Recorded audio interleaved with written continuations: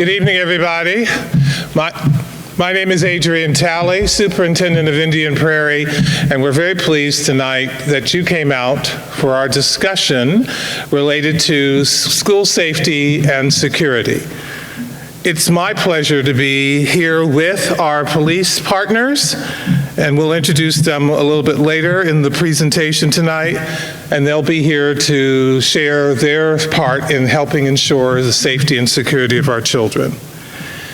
In light of what took place in May in Uvalde, Texas, we know that parents want to know how our schools are safe. Last May, I sent out a letter to the community sharing with you some of the things that we do to keep our children safe. As educators, as police officers, we are all concerned about how to ensure the safety of our students and staff in our schools. Tonight, we'll share with you what we are doing to keep our children safe and the measures in place to train our students and our staff.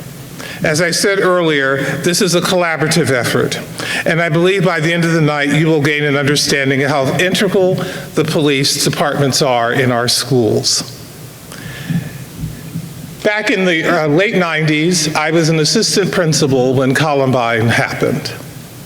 From then to now, we and I have had to think about the safety of our students and knowing that you as parents send your children to school every day believing that we will keep them safe. Tonight, our agenda is as follows. You'll learn about ALICE training. We sent information home about that earlier this school year, and we're going to talk a little bit more about what ALICE training is. We will cover school safety and security and learn about the School Resource Officers program in our schools. You will also learn about the collaboration between the school system and our police departments. Naperville and Aurora are represented tonight. We also work with other police departments as well. We will also respond to questions that have been sent in. Later in the night, we'll talk about those questions and answers to them. If you have any questions now, you were given a QR code that you can use, and you can input your questions throughout the night.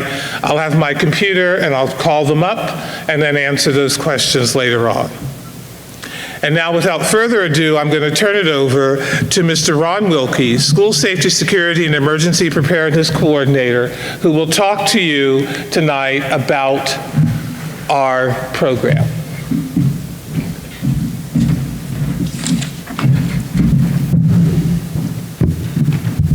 Thank you, Dr. Talley. As he mentioned, my name's Ron Wilkie. I am the coordinator for safety and security for District 204. We're going to go over a brief outline here and then get a little bit in depth or more in depth with each one of those. The facility study, I am going to let Dr. Talley talk about that maybe later on, or would you like to talk about it? We'll talk about that one and then I'll go down the list. We are in the process of finishing up our strategic plan. Monday night, the Board of Education will vote on our strategic plan. As part of the strategic plan is a facility study. Every school system must have in place a facility study that allows us to look at our facilities to determine what is needed to make sure that they are staying current, that we are able to keep our buildings in use. And so we will be doing a complete facility study that will allow us to determine what we have in our buildings, what we are missing, how much it will cost to bring them up to levels that they should be.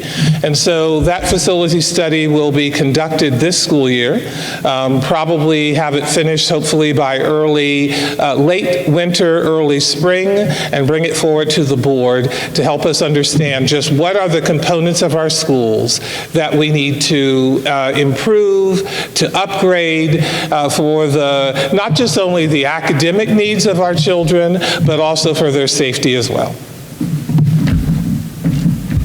Thank you.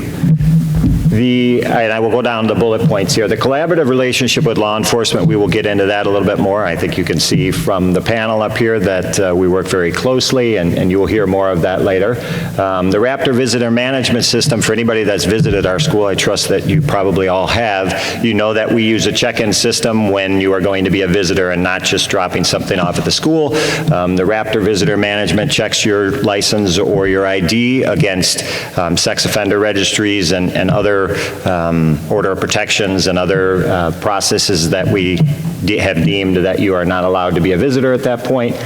Some of the other points about locked doors are relevant for that. District and school level threat assessment teams, we do have those.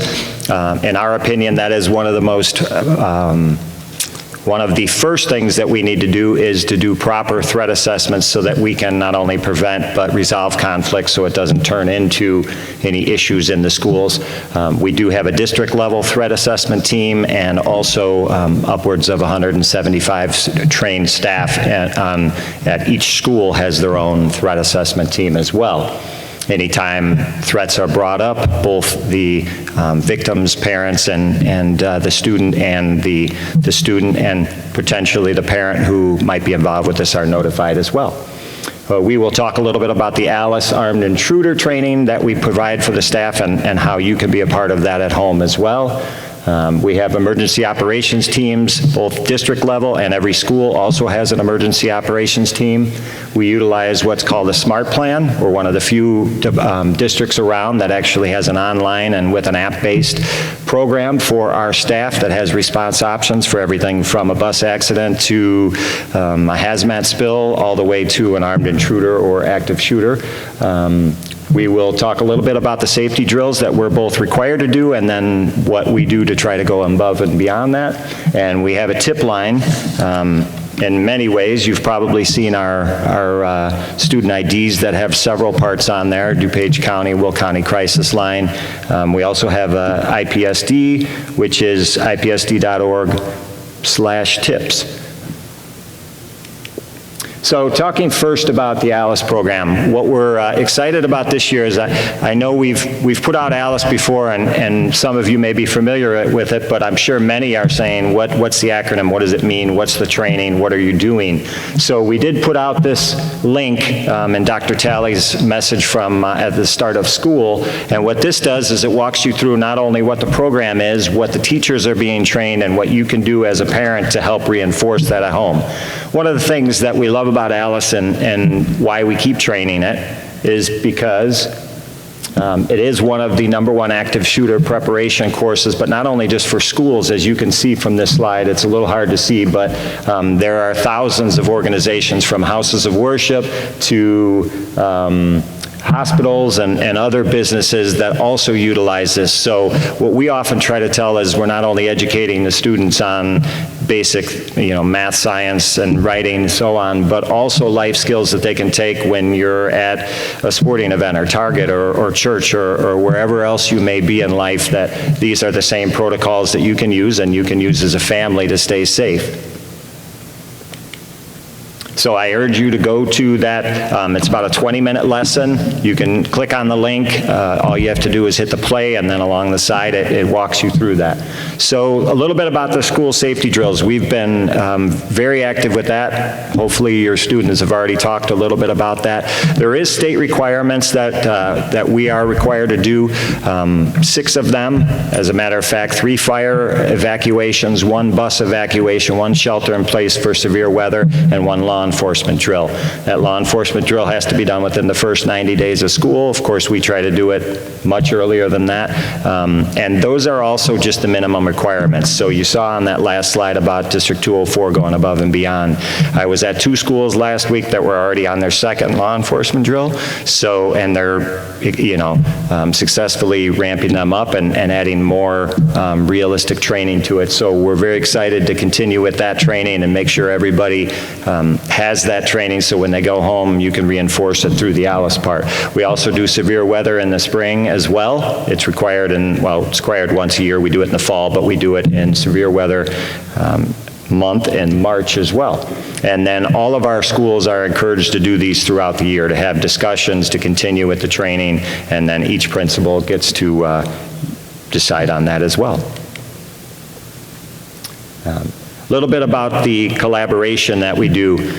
You've seen our SROs in the buildings. They are assigned to different ones, some multiple buildings. There are liaisons for each of our 33 schools, and as well as physically the departments, DuPage County Sheriff Department, as well as Bolingbrook. We also get collaboration from the Illinois State Police, who trains in our buildings weekly at this point from May through November on active shooter response, so that they can assist us with that as well. All of our departments represented up here conduct yearly training at different points in the year at our schools as well, both to stay current and also for familiarity with that.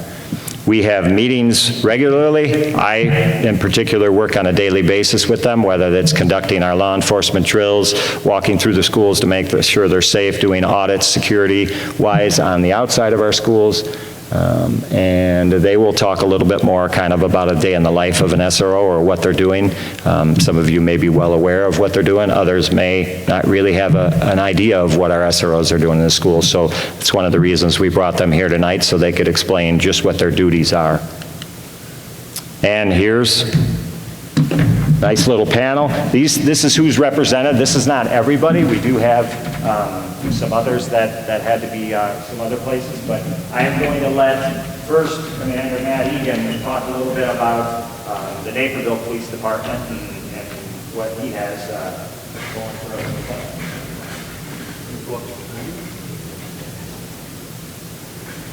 Hi, good evening, everybody. So my name is Commander Matt Egan. I'm the commander of the SRO unit. Our SRO unit, it's harder to say there, consists of 8 SROs, 4 in District 204 and 4 in District 203.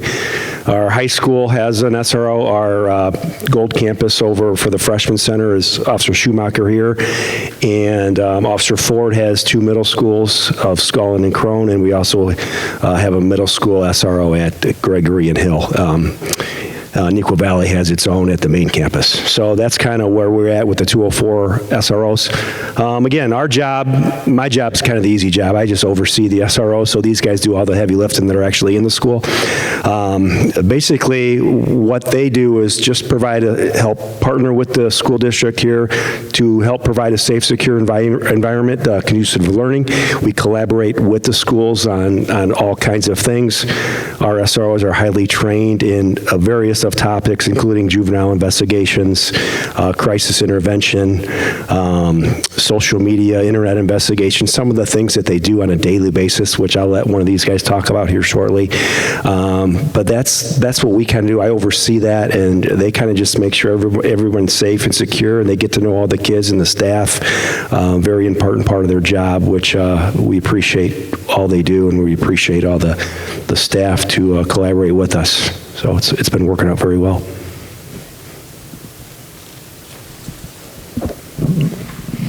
I'm not going to reiterate everything that Commander Egan just said, but my name is Sergeant Tom McNamara. I work for the Aurora Police Department. Next to me is one of my SROs, and Danny's the one leaning over right there. My SRO program, I'm the only sergeant in charge of it. We have 9 SROs in 13 different schools across 3 different public school districts.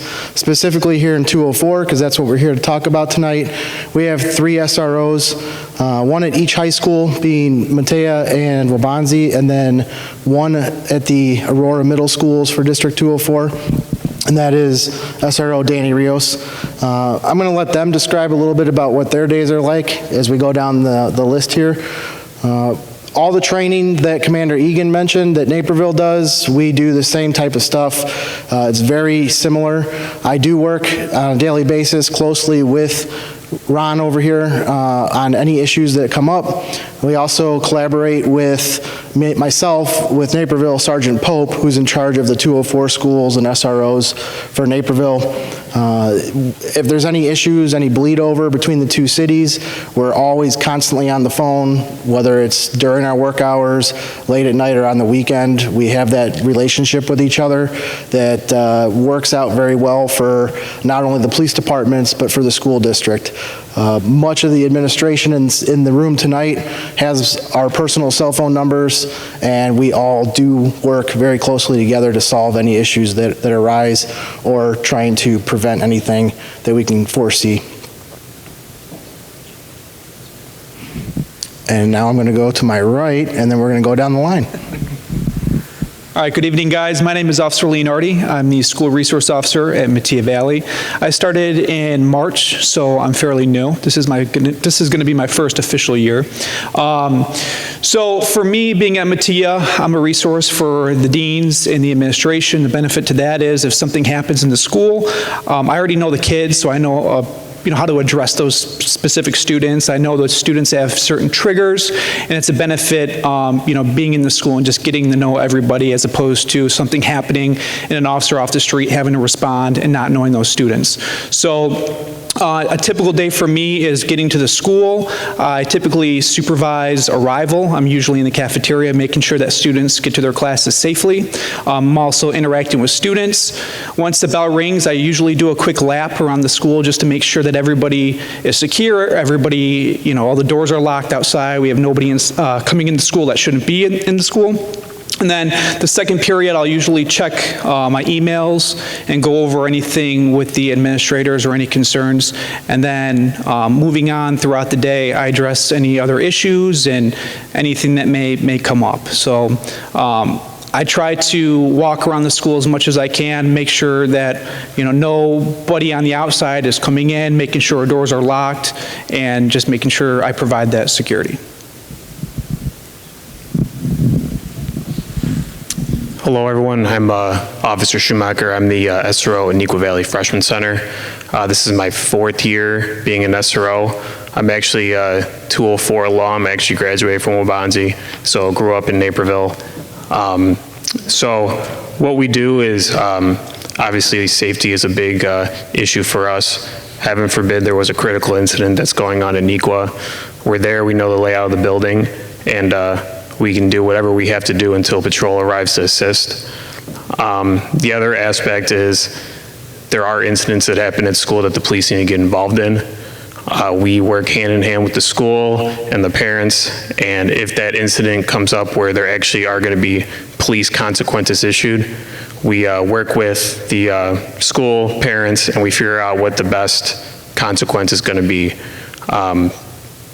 I know I can speak for everyone. We did not get into this job to arrest kids. That's actually the last thing that we want to do. But we will do it if we have to. But our whole thing is we want to educate these kids. If they made a mistake, we want to educate them and be like, hey, this is a mistake.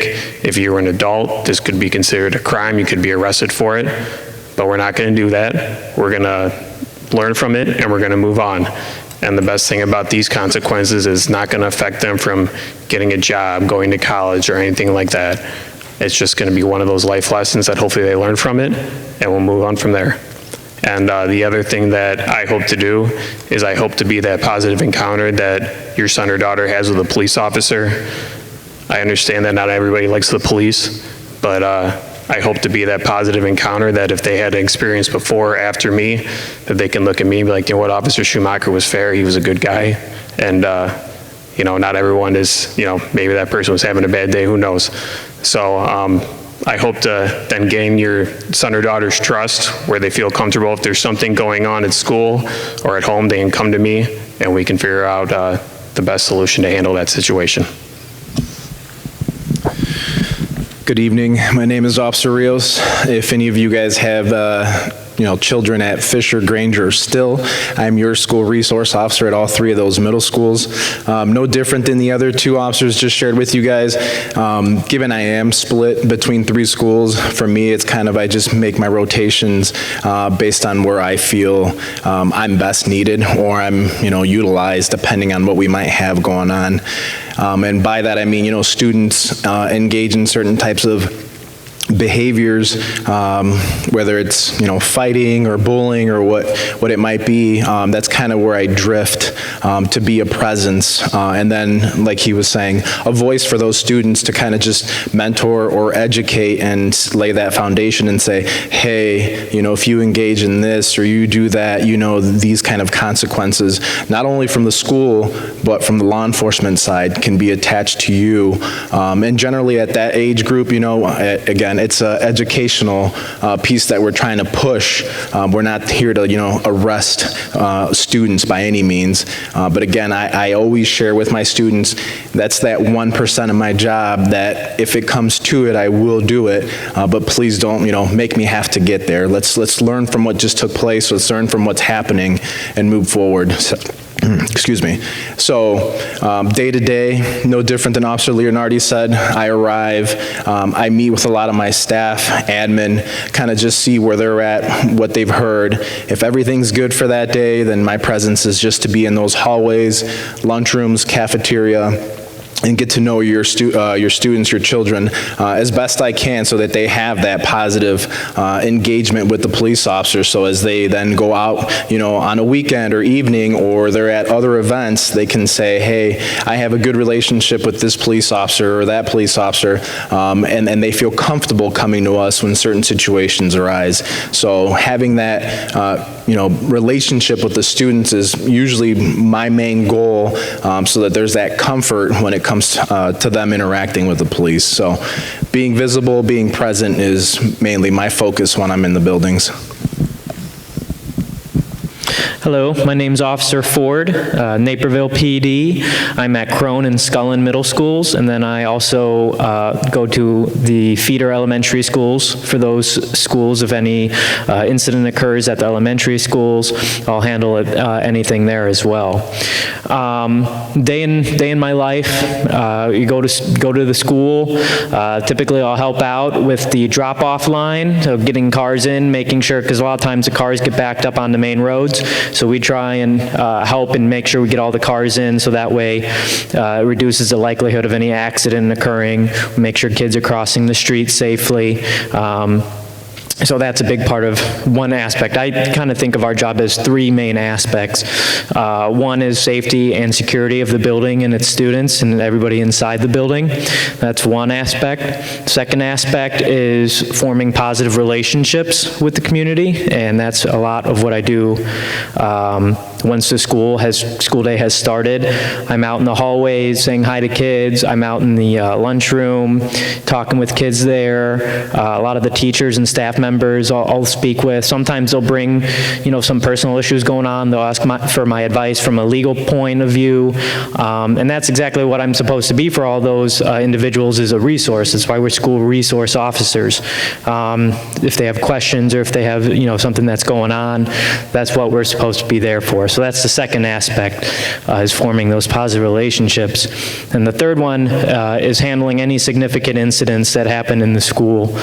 Sometimes, depending on different circumstances, depending on what's going on, sometimes the schools handle, discipline issues, but if it's a significant enough incident, sometimes we do get involved with those. And as my colleagues here mentioned, the big key word here is rehabilitation. That's what the whole juvenile justice system is about. It's not about punishment. Punishment is for adults. Juvenile law is all about rehabilitation and learning from your mistakes, and that's what we all do here as school resource officers. So yeah, like I said, through the day, I'll be out in the hallways talking with staff, kids. It's honestly, I love this job because every day I come to a place where I'm actually wanted. When you're working on the road, you're dealing with people, when you get a 911 call, you're dealing with people at some of the worst times in your life, right? No one calls the police because they want to say hi. And so being able to go to the school and get that exposure to kids, so that way they're not afraid to approach you, they're not afraid to come and ask you if they need help or something, is great. And I love it. So at the end of the day, I'll help with pickup, making sure the cars are moving again. And yeah, it's awesome.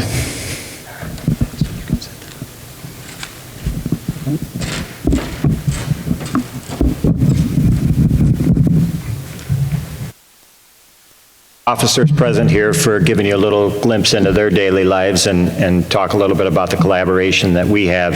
Unequivocally, it's an awesome relationship. I have yet to ever be walking with them in a hall where some of the students haven't been walking by, high-fiving, fist-bumping, calling out their names. It's very, very enriching and neat to see this relationship building, and that's what that's all about. So this is kind of our turn to tell you a little bit about what we're doing, and of course, we want to be good listeners as well, and Dr. Talley has a list of questions that I believe we're going to go over now, and then also take some from the audience at some point.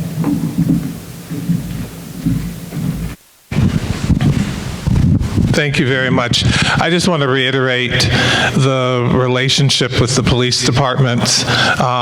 It is a very strong relationship, one where they know our schools.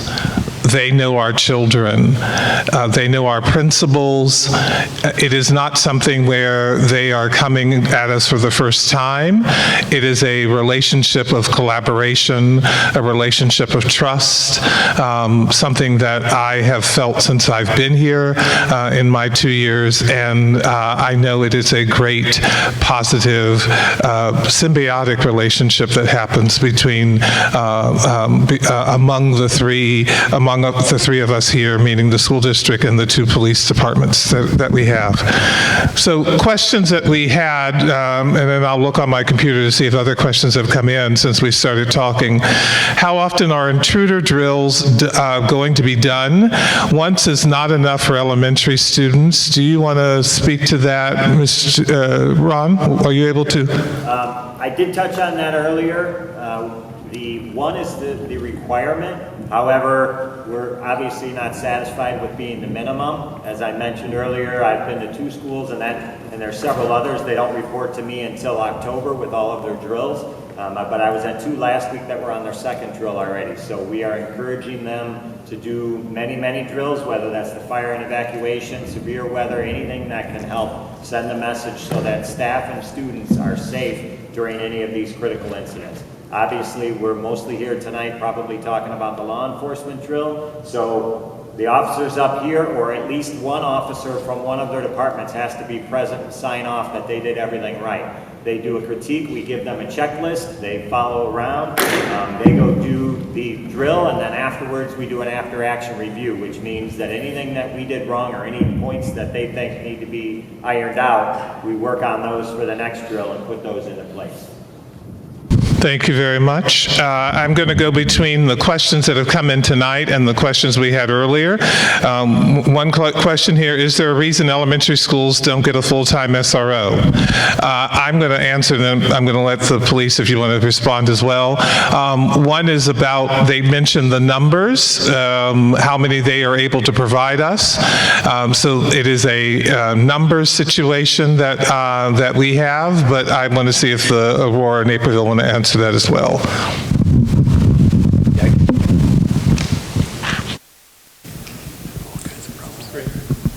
All right. Yeah, I can answer for Naperville. I'm sure Aurora's got the same thing. We have over 50 schools in Naperville. So if you can imagine that the resources that would take for us to have an SRO in every school, it'd be very difficult to staff that, unfortunately. What we do is have the middle school guys like Ryan Ford over here said that if anything happens at the elementary schools, our middle school people do go over there, but it's all about having the resources to handle 50 schools in our town. So it's just not feasible, unfortunately, as much as we would love to. Pretty much the same answer for Aurora. Aurora, we have, last time I counted, 67 schools that are public, private. That includes some daycare centers that are educational facilities as well. 67 officers would be roughly 25% of our police force, so it's just not feasible. We do have other public school districts that really would like to employ more police officers as school resource officers. We just cannot provide those services manpower-wise at this time. So what Aurora does, all the elementary schools or each one of those 67 schools that I mentioned, are assigned what we call liaison officer, and typically that is going to be a day shift patrol officer that comes to work every day and answers 911 calls, goes to accidents, takes reports. Your typical patrol officer. That officer is assigned between 1 and 3 schools to act as what we call liaison. We encourage them on their downtime, which can be not much or it can be a lot depending on the day, to visit those schools, get out of their car, go inside, introduce themselves to the principals, the staff, the admin at those schools, just so that they have a face and a name to kind of reach out to in the case of a non-emergency situation. One of the bigger issues that we have with schools is just maintaining that if there's an emergency and you need police, 911 is your first call. It's not to the officer that you know that might be your neighbor or whatnot. It's emergency is 911. I think all of our schools do a great job with that, but we do reiterate that throughout the school years multiple times. So kind of the same answer, I would guess. Do you guys have liaisons or how do you? No, okay. We use our middle, like I said, we use our middle school officers. We're kind of fortunate that we have a middle school officer at least in 2 schools. So when the stuff arises at the elementary school, then we do send the middle school. Now we do send patrol if the middle school SRO is tied up with something significant. We would use patrol at that time, but we do not have a liaison per se like Aurora does. Yeah, one other aspect of that is all the SROs are specially trained. They have state certification for being an SRO. They go to specialized classes that we allocate time and money for. So if there's an issue at an elementary school that is kind of more specialized, that it would require the use of an SRO, we will make them available, but it's difficult to just send, let's say, Danny over to one of the elementary schools if he's involved in handling 2 fights at one of his middle schools that day. So we can do that, and we will when the circumstances dictate. Next question.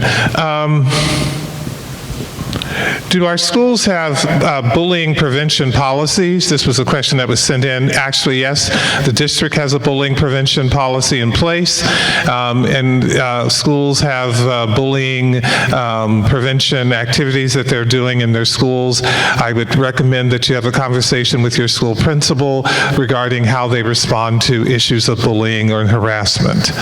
Another question that came in tonight was,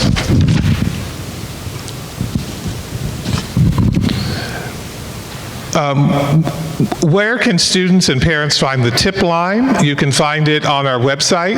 If you go to our website and you type in the search engine tip line, you'll be taken to a place where you can type in your tips. And then the next question is, how does the district handle social media threats? At what point does law enforcement get involved? Back in November of last year, Dan Bridges, superintendent of 203, he and I were as part of a call with Naperville police, state's attorneys, as well, talking about how we were dealing with some threats. I know 203 had some issues last year, more so than we did with regards to some threats that were coming up. We were also dealing with them a little bit as well, but I'll turn it to the police as well for how that may be and how they might be involved in social media situations. I don't want to do all the talking, so any SROs want to pick up walk through maybe a social media threat? I can talk. Jay? So essentially, if we're made aware of a specific threat, not only Facebook, it could be Snapchat, which we're seeing a lot of, because it seems like kids younger and younger are getting Snapchat. So once I'm aware of a threat, the first thing that I do is determine what kind of threat is it. Is it something we need to lock down the school? Is it something that maybe could be originated from out of state or even out of country? Depending on the threat, I would be calling in more units to assist with my investigation. For instance, if a threat came in that there was a possible student with a gun, we'd be working with the administration constantly to lock down the school, and then we'd be having plenty of resources coming to the school to make sure that if something were to happen, that we'd be prepared. we'd be notifying, my Sergeant McNamara, he'd be providing resources, and we'd be working with our KIC unit to determine, what potential student maybe posted this, would be pulling students out of class and basically going through an investigation. But we take pretty much every threat actually we take 100% seriously, but there's a lot of different factors on how we specifically investigate them, if that kind of sums up the question. A little bit just to add to the end. Can everyone hear me okay? Well, if I don't grab a mic.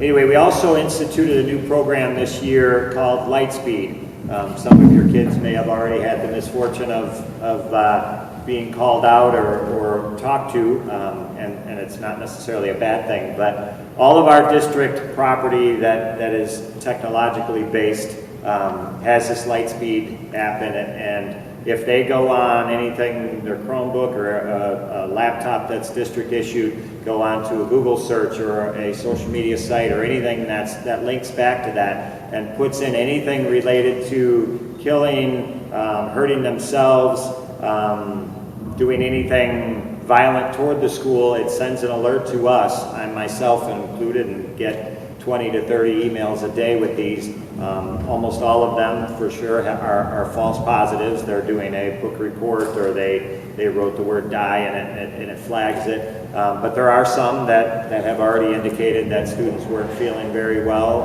about themselves at that point. And so the individual schools get notified, and then we also get notified. And so that we can follow up as they are happening. I had one today that I got, and within 3 minutes I emailed the principal. He emailed me back that they were on it, and it was a miscommunication, and the social worker was talking.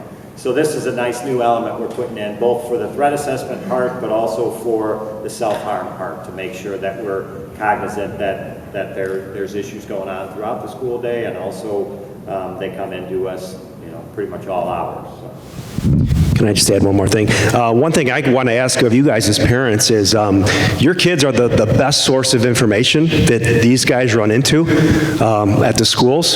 So talk to your kids, see what's going on. And if they say something or hear something and they tell you, that's a great source of information for us. And if we get something, let's say, for example, we get a threat like on a Tuesday night that something's going to happen on Wednesday, we don't wait till Wednesday to take care of that threat. I would actually call these guys out Tuesday night to go follow up on that threat and make sure everything is safe for the next school day. So again, a big ask from us to you would be to talk to your kids. What are they saying? What are they hearing? If it's something that doesn't seem right, let somebody know, let us know, let your school know, so we can collaborate together to make sure we solve the issue, to make sure everyone's safe. And I just want to add something too. If we identify a student in a school who made any specific threat, usually there's going to be an arrest made, and we're going to screen that with the State's Attorney's Office, because it could rise to a felony offense. But we're also going to go to that individual's house, and we're going to search their room to make sure that they don't have any access to weapons. If a student's making a threat, they want to, cause harm, we want to make sure that we're not just taking their word, that we're having a conversation with their parents, and we're making sure that they don't have any access to firearms or anything that could harm anybody. We're also, to add to, once we figure out that the threat is no longer happening at the school, we're going to do what we can to try to, if it comes to like Snapchat or Facebook, we're going to try to go through the legal processing, either go through a search warrant or subpoena to try to find subscriber information and determine where this threat came from. I will add one more thing to that. As parents, you should be reviewing what's on your children's phones. I know I've had some parents who have said, no, I don't do that at all, but I remind you, it is your phone, not your child's phone, and so you should be reviewing what's on there to make sure that everything is good. Another question was, can the vestibule out area be upgraded to prevent any parents or outsiders entering main premises? We have in our schools the way that people enter, they have to be buzzed in to the school. And currently right now in the schools, you are buzzed in and then you go into the office. We have looked at, we have one of our schools where we looked at when we created another way in which people could enter. This happened right before the pandemic. I think it was the 2018-19 school year or the 2019 school year, where we created a different way of going in to slow down the process by which people would actually enter. They'd enter in one set of doors, then they'd have to use the Raptor system to be cleared, and then they would go into the second set of doors. At that time, we were looking at expanding this to other schools, but then COVID hit and we did not continue that work. This will fall under the facilities plan that we want to look at and then determine what are the best ways in which people can enter a building.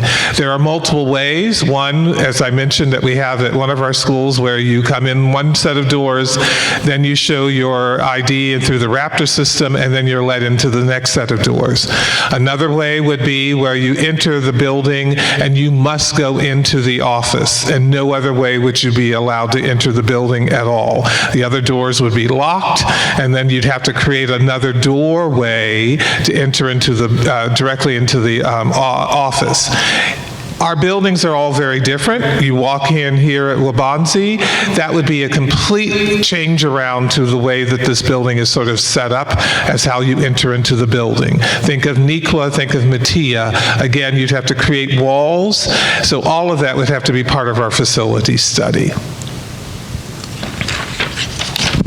Question that came in online.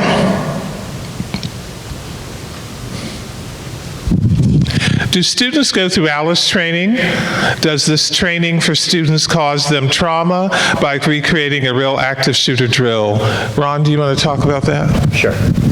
And yes, they do go through that. All of this is age appropriate, and we realize that. So what we do is we send that out to staff through ALICE itself, from pre-K and kindergarten all the way through senior year, and each teacher is tasked with having that age-appropriate discussion. So we are not doing any drills in the schools that are recreating active shooters at this point. We do not have sounds or police coming through as if it were an armed intruder. What we typically do is do a lockdown for at least the initial one, and then we do add some wrinkles to them as we go on throughout the year. But the traditional lockdown is they lock their door, they turn out the lights, and they get out of sight of the doorway. This is always preceded by a message from the principal who says, Alice, Alice, Alice, this is a drill. This is only a drill. At this point, we are going to do an active intruder drill. Everybody, per law, is notified prior, have a chance to opt out, but all staff and students know that this is going to happen and when it's going to happen. And when that drill happens, myself at some points and a trained police officer go throughout the school to look for gaps. This is not anything that we do scary. We just make sure doors are locked, make sure we can't see anybody, and point out, things that go from there. So I think that answers the question for that. Thank you. Another question was, there was a rumor, not sure if it's fact, that there was an unlocked or prop door open at the Texas school. Is there a way to ensure all of our doors are locked at all times? If not, is this something that could be done via the facility study mentioned? I know that the officers mentioned that one of the things that they do, they walk around the buildings to ensure that doors are closed, not propped open. I know that when I visit schools, I am checking them to see whether the doors are locked. I have a master key that I was just visiting a school yesterday, a middle school, and as I was visiting the classrooms, I had to use my master key to get into the rooms because the teachers were already locking the doors and have closed them for the day. The thing that we also have to be very mindful of, though, is we have classes that are going outside. They'll go outside for PE classes, but they will use, their teachers have their badges to be able to use to have them come in. But we can continue to look for other things that may be helpful with us to ensure the safety of our children. But I don't... Dr. Kelly, a little bit of that as well. One of the things that we are going to be bringing out in the next couple weeks is a little bit more of the parent engagement, and many of you may be doing that already through volunteering at your schools, but we put the Alice Enhanced for Families online for a reason. We hadn't done that before, was to get that involvement. There's always 3 steps to school security, and 1 is that physical infrastructure, 2 is the training of your staff, and 3 is that community involvement. So we have a couple of our schools that have had engaged parents came to us and asked if they could help be kind of that parent overwatch. So for drop-off, special events, things like that. Some of these are, people that are volunteering are firefighters and police officers, work for Homeland Security, or security guards, so they have distinct experience with that as well. So we're going to be putting that out to our principals very soon. I hope to start next Monday, actually, with one of our first elementary schools doing that. This will be simple. It mostly will be moms and dads with vests hanging out for an added presence to be able to make sure there's no gaps in security, and they will, as Dr. Talley suggested, walk around the buildings, make sure everything's locked up tight when the school day starts, and that we don't have a door that was mistakenly unlocked. I do the same as Dr. Talley every time I go to schools, which is almost on a daily basis. I do physical security checks. Did 3 today, where I walk around the buildings and check for them. I was happy that I did not find any unlocked doors. I also think that sends a message to our staff who sees us out there that they know that they're being extra diligent when they're making sure that everything is locked up tight. I was just going to add a little bit to that. Sure, everybody here might notice this. There we go. Thought I was talking to myself. Aurora and Naperville have many high schools between the 2 towns. All of our public high schools happen to be some of the largest high schools in the state of Illinois. Each high school has 1, maybe 2 officers assigned to it as SROs. Each one of those schools, going directly to this question, have 100, maybe hundreds of exterior doors at their location.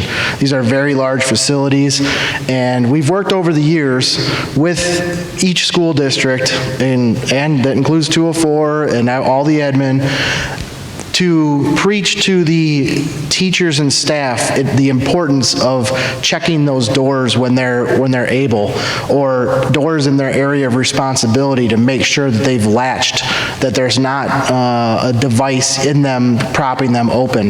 Yes, it's extremely convenient to prop open a door if you're going in and out for whatever reason, and that's where the gap in security would be.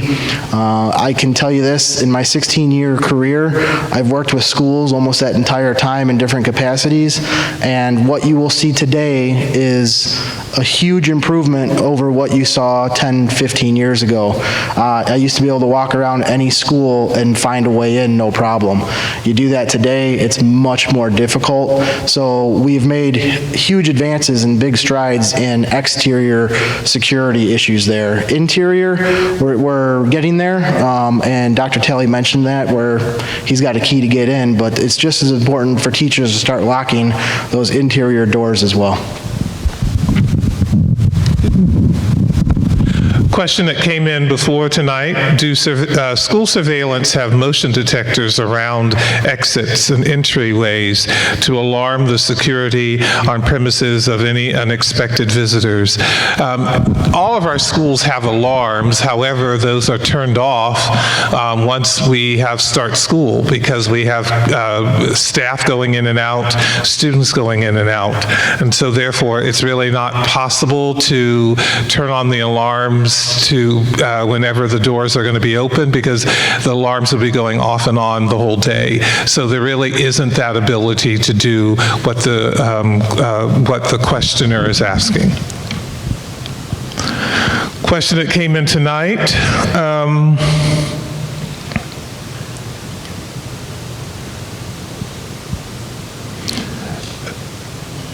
Sorry, I've had it in front of me.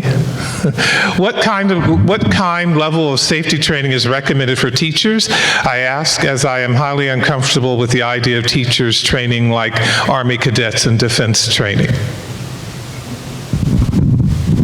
I think we've covered this a couple times, but that is not occurring. The teachers are at this point doing it online. Most of them have done this many times as we do it on a yearly basis for Alice. Right now, we assigned it back in July.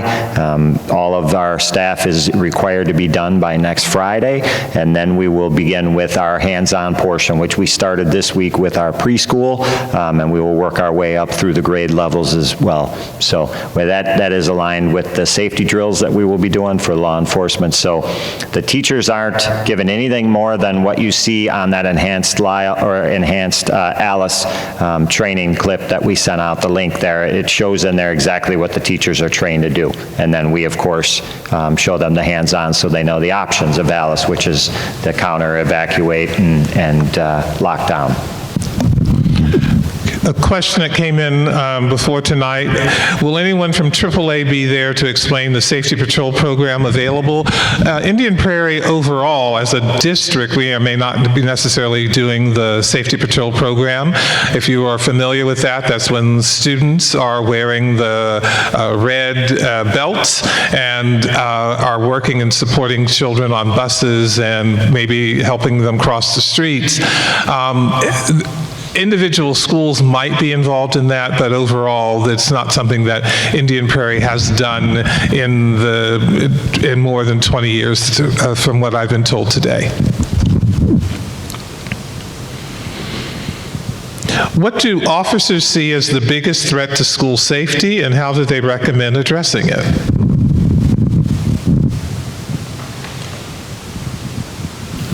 Social media. I could pretty much trace any incident back, whether it's school threat or fight or anything, back to social media. That is honestly, I don't know what, 98%. Yeah, it all stems back from that, and that's where all the drama starts, and the drama escalates into something else, and that's what I'm doing most of the time, subpoenas or search warrants for Snapchat or Instagram or TikTok or Discord, and there's all these sites out there, and honestly, I think that's the biggest threat, is just because, and some parents are good about, keeping tabs on their kids' phones and what they're on, but some really aren't. And it's, I definitely say that's a big, I don't know if you guys have anything else to add on that, but that's what I would say is. Yeah, I'll add on something. Yeah, absolutely. I agree 100%. So anytime I've dealt with anything regarding social media, it generally spreads like a wildfire. And that's probably our biggest battle as law enforcement, is trying to put that out. Because the moment it's shared, it's not shared, this friend to that friend. In today's day and age, these students generally have these group chats that they're with, whether it's a grade level or 15 of their friends, and they post that stuff instantly. Hey, did you hear this? Did you see that?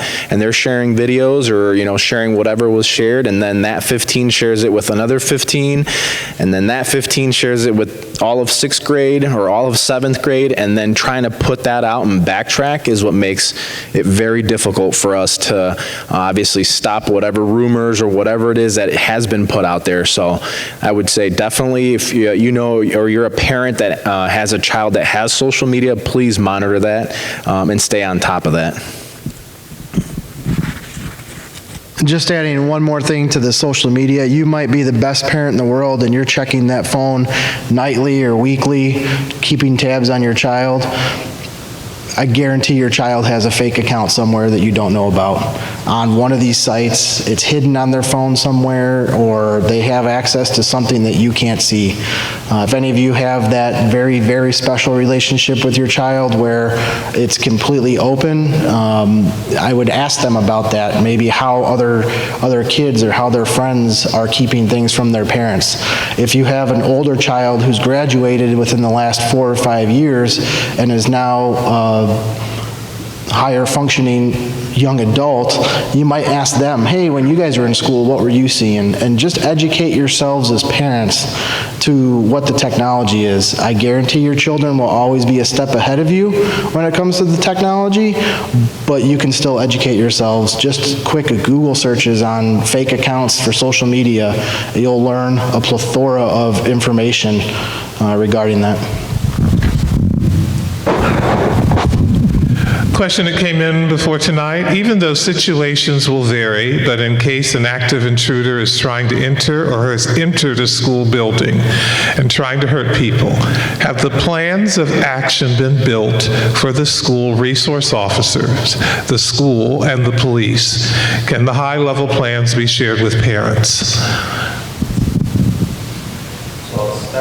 With the last part, and that is a no.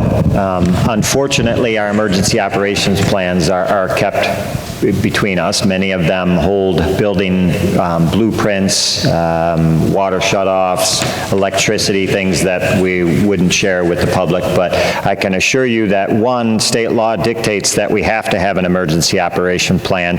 It also suggests that a good idea would be to have one online with an application, which I shared earlier we do have, and we're one of the few districts that does that. So not only do we have a physical copy of about 380 pages of what I explained with the response actions of how our, I should say that too, so everything is broken down into what we call the PR3 method, which means it's prevention and mitigation first, and there are specific criteria there for both our law enforcement personnel and our school personnel to be able to try to mitigate and prevent things from happening.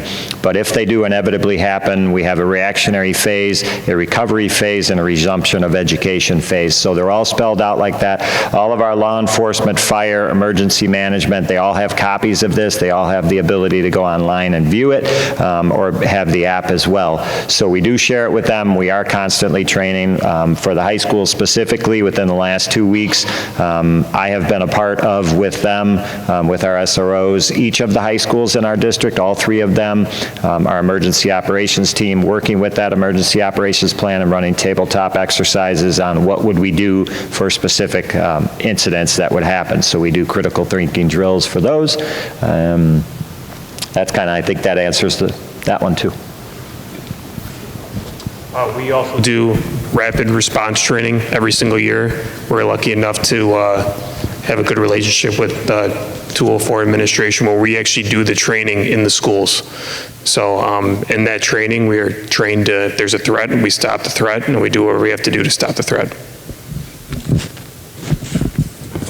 One question. Sorry. One question that just came in, how can parents get trained to better manage their child's social media? We are actually looking at possibly having a parent academy about that, so we'll let you know when we're able to have that. Are there metal detectors in any schools, or are they being considered? There are no metal detectors in any of our schools right now, and I think we have to be very thoughtful about that possibility. We want to be sure that our schools are inviting to our children. We want to be ensure that the schools are places where kids see them as learning places. And so we have not really thought of that. It's something to consider as we put on a list of all the items that people have brought to our attention. The other thing is manning those. Think about our high schools of 3,000 students apiece.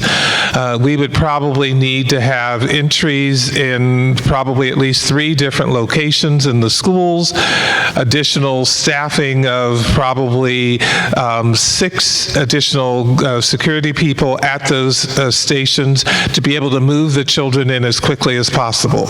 So that is the operation of doing that is something that has to be considered, as well as what are we turning our schools into.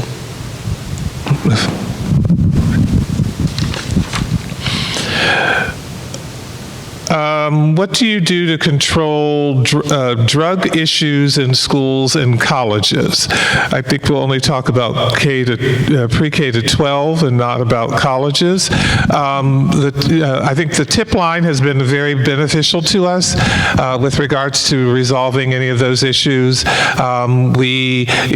If drugs are found, we take, the police are involved in that situation to help us with resolve those cases, and then we want to work on trying to rehabilitate the student, work on counseling for the child and or the family to support the child so that he or she is able to come back and be in the school in a very positive way.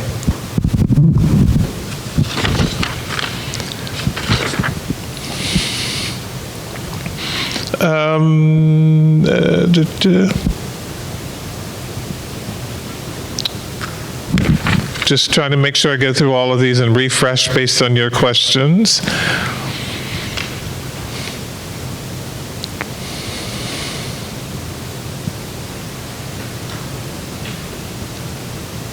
There was a question about how is discipline of students handled. We're actually going to have a parent academy about that in September. Information, I believe, has already gone out about that, so please come back for that one where we'll talk about how discipline issues are handled. We'll have a couple of administrators here who will be willing to talk about what they do in their schools. There was a question regarding SROs involved in discipline and being able to talk to parents, to children without their parents being there, and a law. Let me find the question and then read it out, and then I'll see if our police officers can respond to that. Are parents involved if police are involved regarding discipline of a student? I thought there was a state law passed that parents must be involved if police are involved. So if we're dealing with an incident that there's going to be police consequences issued, parents do have to be there, present. As you can see, we're all wearing body cameras now. Those incidents also have to be recorded as well.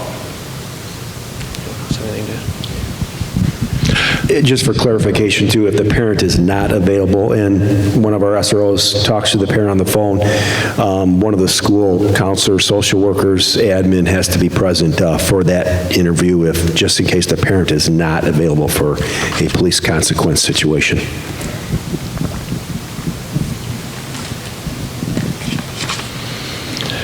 Are there ways to ensure a more thorough vetting process before allowing entrance into the building? Things such as, we've talked about this, metal detectors, but also face recognition, entering a password when entering, monitoring for keywords on social media. I know when we enter the building, people have to buzz in and then they let the person know who they are and why they're there, and then the front office staff will let them in.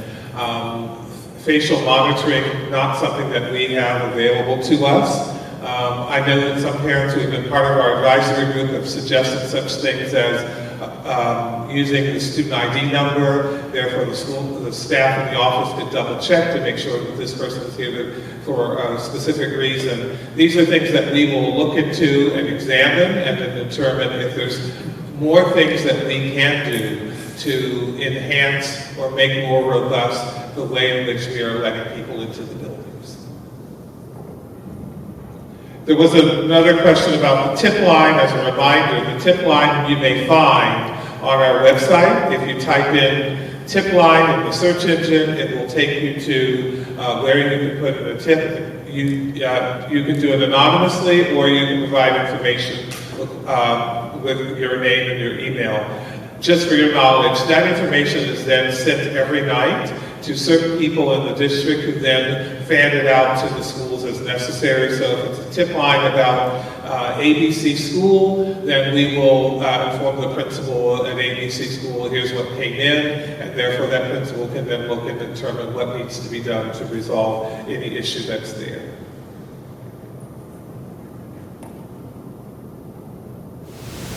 With frequent gun-ish incidents, how do we prevent that? And do we check with parents who are having guns at home, which may cause potential violence? I think you talked about that just a little bit, about what you do with social media, and then sometimes going home Correct.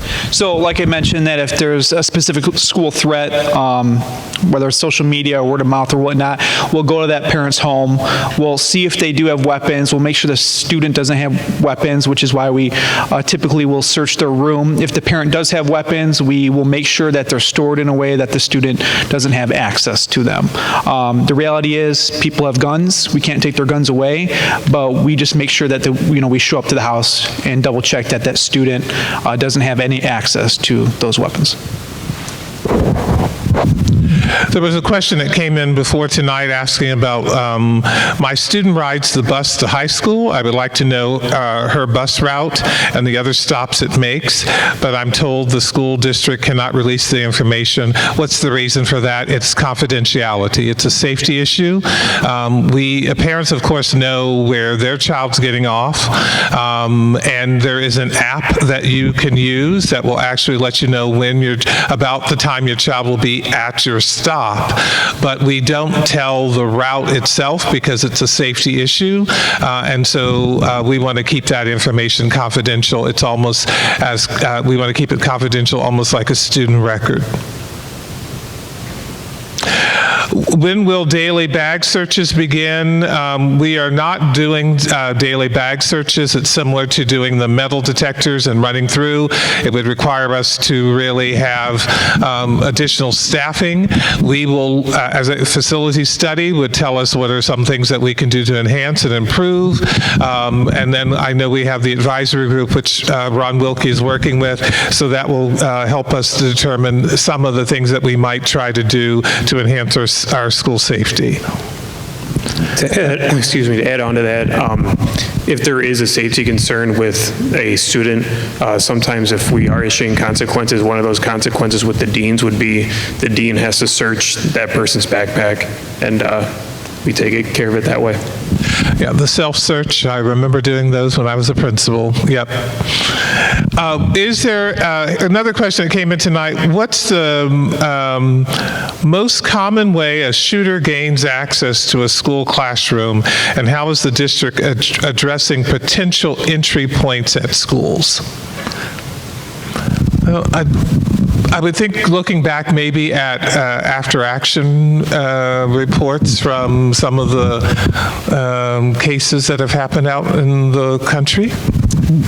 And we have read all of those preliminary reports, and talking about Uvalde and Marjorie Stoneman Douglas and Sandy Hook, and the list goes on and on, unfortunately. One of the things we do know is that a barricaded room with a locked door, with students out of sight, there really isn't studies that have shown that has been defeated. So that is one of the places where we put a lot of our training, because we feel like in all of these instances, Uvalde aside, I guess, now, unfortunately, the time is what we're really looking for, to put time and distance between us, whether that be an evacuation or our students. So we know that typically about 70% of these school incidents are over within 5 minutes. So if we can lock down effectively, that helps us tremendously with that. So that's kind of where we are with there. I'm not really fit to comment on where they come in. I think we all kind of know some have shot through the front door, some have found an open door, as was in Uvalde's case. Others, that campus was open because there was multiple buildings at Parkland, so the student was able to gain access because the doors were open for the students to get into the classrooms. What if a gun is found on a student? What are the consequences? If a gun is found on a student, they most likely will be arrested. They probably will be arrested. We'll screen it with the county and determine what we're going to do with that. But they will be receiving police consequences for that. Yeah, for something like that, that would be a direct file to the state's attorney's office, and probably a detainment based on the weapon situation. That would be the top level of what we're talking about of a police consequence.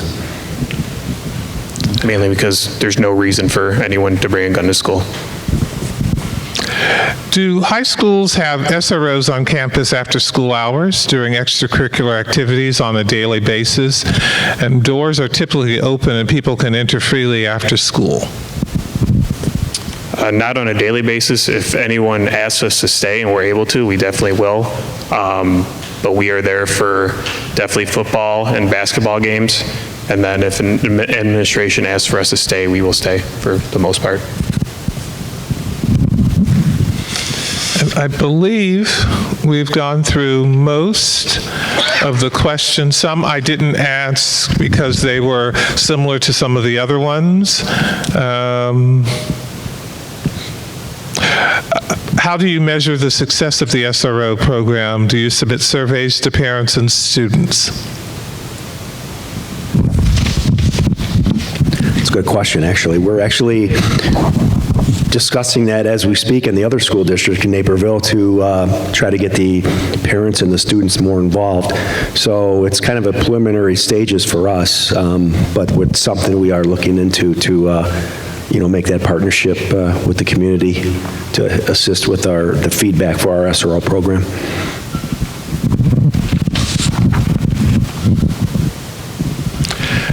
Those, as I said, those are the questions that we've gone through for tonight.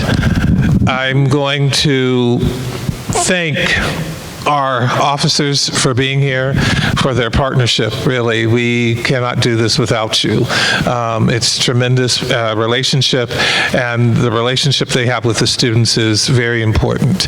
Starting at the elementary level, and I know that they will often go to the elementary levels when possible to help out, but again, it's helping children see the positive relationships that they have with police officers. I started tonight talking about safety. This is something that we think about completely as school officials.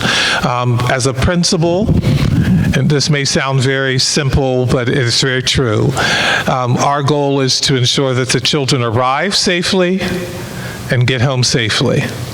Of course, we want the education to happen between the two, but it is something that we think about daily. It's something that's always on our mind. There was a question about, is there one person who makes sure all the doors are locked?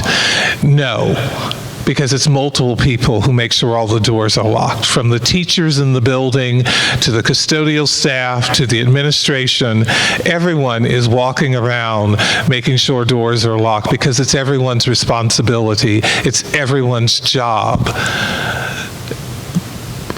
Our educators came in for a reason. They want to educate children. I mentioned back in Columbine in the late 90s when we had that issue happen, that changed the way that we saw things. And educators have now had to become security guards in many ways.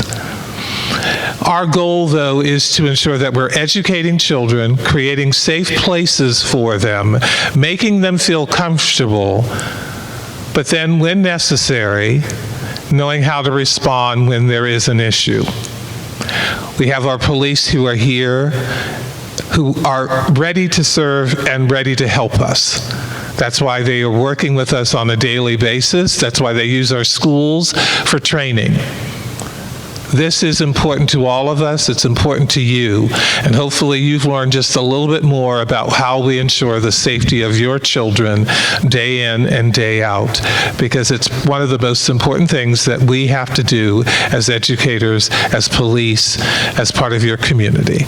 I thank you for coming out tonight. Look forward to other parent academies that we'll have later on in the year. Thank you, everybody. Thank you.